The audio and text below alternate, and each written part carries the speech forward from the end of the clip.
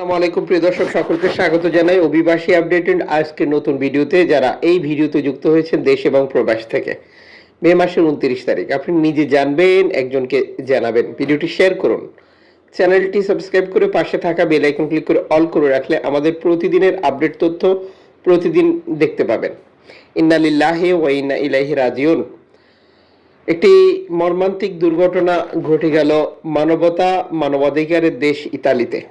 ইতালিকে মানবাধিকারের একটি role model হিসেবে প্রচার করা হয় বিভিন্ন ব্যক্তি মাধ্যম থেকে বা বিভিন্ন লোকজন। যদিও আমরা প্রতিনিয়তই এ সকল মাধ্যম বা ব্যক্তির বিপক্ষে অবস্থান করি। রোম শহরে একটি নির্মম হত্যাকাণ্ড বাংলাদেশ কমিউনিটির মাঝে শোকের ছায়া নেমে এসেছে। রোমে একজন বাংলাদেশিকে, যিনি পেট্রোল পাম্প ব্যবসায়ী, যার নাম নাহিদকে ছুরিকাঘাতে হত্যা করা হয়েছে।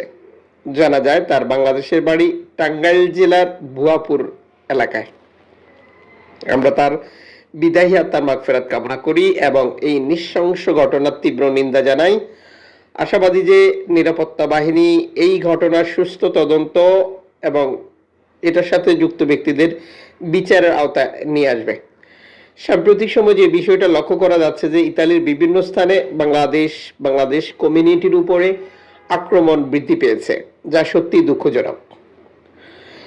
এদিকে ইতালি বিভিন্নভাবে যে সকল অভিবাসী লোকজন আবেদন প্রক্রিয়া বা তাদের ইতালিতে থাকার ব্যাপারে রিজেক্ট খেয়েছে, টোটাল সকল আইনি প্রক্রিয়াতেই তার ইতালিতে থাকার ব্যাপারটি বাতিল হয়ে গেছে।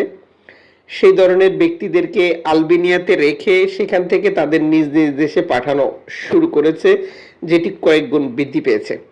আপনারা জানেন যে এর আগে জর্জিয়া মেলোনি সরকার, যেটা জর্জিয়া মেলোনি নিজেই পার্লামেন্টে বিরোধী দলের কঠোর যে প্রতিবাদের মুখোমুখি হয়েছিলেন এই বিষয়টি নিয়ে, অনেকে ধারণা করছেন যে সেই পরিস্থিতির কারণে জর্জিয়া মেলোনি আলবেনিয়া থেকে লোকজন পাঠানো অনেক দ্রুততার সাথে শুরু করে দিয়েছে।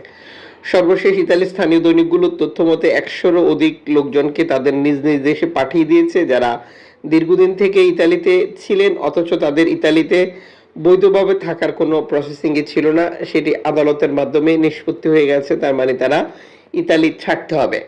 যদিও এই প্রতিবেদনটিতে নিশ্চিত করা যায়নি যে কোন জাতীয়তার কতজন ছিল, তবে এরই মধ্যে আরও 30 জনকে নতুন করে আলবেনিয়াতে নিয়ে আসা হয়েছে বলে সর্বশেষ স্থানীয় দৈনিকগুলো নিশ্চিত করে।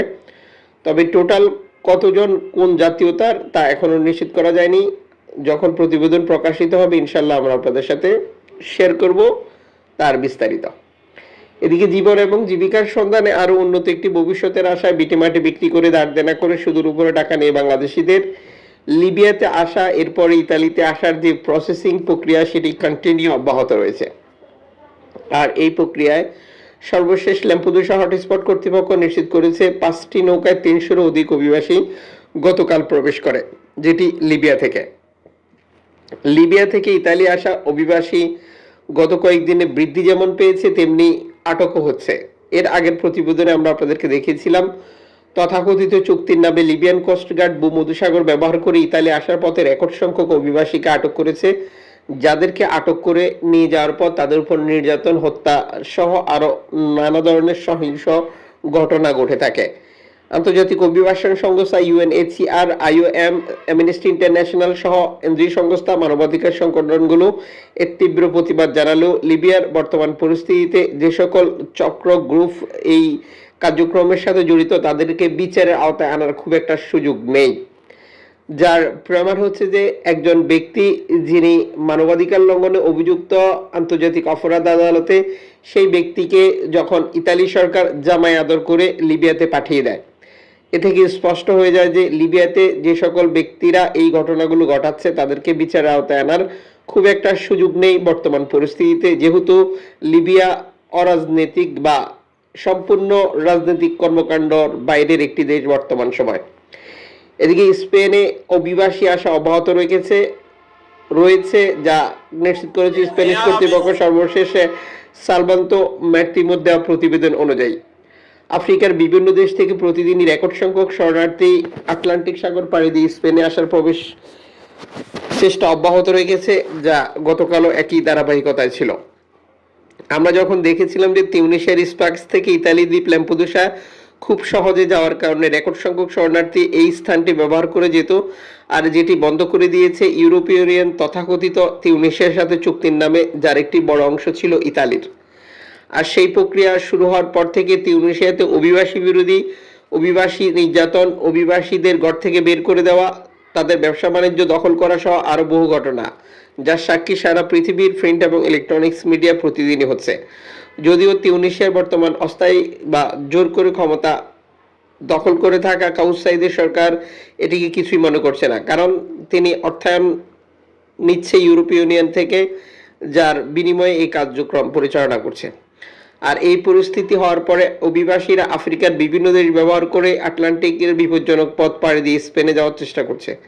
এ সময় রেকর্ড সংখ্যক শরণার্থী নৌকাডুবি, নিখোঁজ বা বিপদের মুখোমুখি হচ্ছে, যা প্রতিদিনই চলছে। এরপরেও আফ্রিকার বিভিন্ন দেশ থেকে অভিবাসীদের স্পেনে আসা কোনোভাবেই কমছে না, যা প্রতিনিয়তই আরও বৃদ্ধি পাচ্ছে।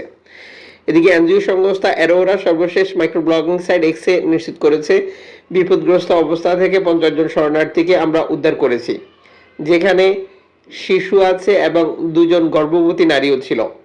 সর্বশেষ সিওয়াচের রেফারেন্সে অ্যারোরা কর্তৃপক্ষের এই প্রতিবেদনটি প্রকাশিত হয়েছে। লিবিয়া থেকে পালিয়ে আসা এই অভিবাসীদেরকে বিপজ্জনক পরিস্থিতি থেকে এনজিও সংস্থাটি উদ্ধার করেছে এবং যাদেরকে ইতালিতে হস্তান্তর, সর্বশেষ তথ্যটিও নিশ্চিত করেছে। আমাদের পক্ষ থেকে এনজিও সংস্থাটির জন্য স্পেশালি ধন্যবাদ, কারণ এই এনজিও সংস্থাগুলো ভূমধ্যসাগরে মানবতা, মানবাধিকারের সর্বোচ্চ দিক দেখাচ্ছে। আল্লাহর মেহেরবানিতে তাদের উসিলায় বিপদগ্রস্ত অভিবাসীদেরকে উদ্ধার করা এবং ইতালি কর্তৃপক্ষের সিদ্ধান্ত অনুযায়ী ইতালির বন্দরগুলোতে নামিয়ে দেওয়ার কাজ করছে এনজিও সংস্থাগুলো। যদিও ইতালির প্রধানমন্ত্রী জর্জিয়া মেলোনি এই এনজিও সংস্থাগুলোর বিরুদ্ধে অভিযোগ করে যে তারা ফেরি এবং তারা আফ্রিকার দেশগুলো থেকে অভিবাসীদেরকে এনে ইতালির দ্বীপগুলোতে বা ইতালির যে বন্দরগুলো রয়েছে সেখানে নামিয়ে দেয়। জর্জিয়া মেলোনির এই অভিযোগটিকে আপনি কিভাবে দেখছেন কমেন্টস করে জানান। এদিকে ক্যানারি দ্বীপপুঞ্জে গতকালও রেকর্ড সংখ্যক শরণার্থী প্রবেশ করেছে ধারাবাহিকভাবে, তেমনি কমপক্ষে 4 জন নারীর মৃত্যু হয়েছে, যা নিশ্চিত করেছে স্প্যানিশ কর্তৃপক্ষ। স্প্যানিশ কর্তৃপক্ষ সর্বশেষ মাইক্রোব্লগিং সাইট এক্সে দেওয়া বার্তা নিশ্চিত করেছে নৌকা বিপদে পড়া এবং সেখানে উদ্ধার অভিযান পরিচালনা করেছিল কর্তৃপক্ষ। এরপরেও সেখানে 4 জন নারীর মৃত্যু হয়েছিল, যা সত্যি দুঃখজনক। বিপজ্জনক আটলান্টিক সাগর পাড়ি দিয়ে জীবনের ঝুঁকি নিয়ে আফ্রিকার দেশ থেকে অভিবাসীরা এভাবেই স্পেনে আসার চেষ্টা চালিয়ে যাচ্ছে। স্পেনের স্থানীয় টেলিভিশনগুলো দেখিয়েছিল যে নৌকাটি সম্পূর্ণ উল্টে গিয়েছিল, আর নৌকাতে রেকর্ড সংখ্যক লোক থাকার কারণে এই দুর্ঘটনাটি ঘটেছে বলে প্রাথমিকভাবে ধারণা করা হচ্ছে। 180 জনেরও বেশি লোক ছিল বলে এই প্রতিবেদনে যুক্ত করা হয়েছে। দর্শক, যুক্ত থাকুন এভাবে প্রতিদিন নিত্য নতুন আপডেট তথ্য জানার জন্য। আপনাদের কাছে কোনো ইনফরমেশন থাকলে তা অবশ্যই আপনারা জানাবেন, কারণ এই সকল তথ্য ইনফরমেশন জানার জন্য রেকর্ড সংখ্যক মানুষ অপেক্ষায় থাকে।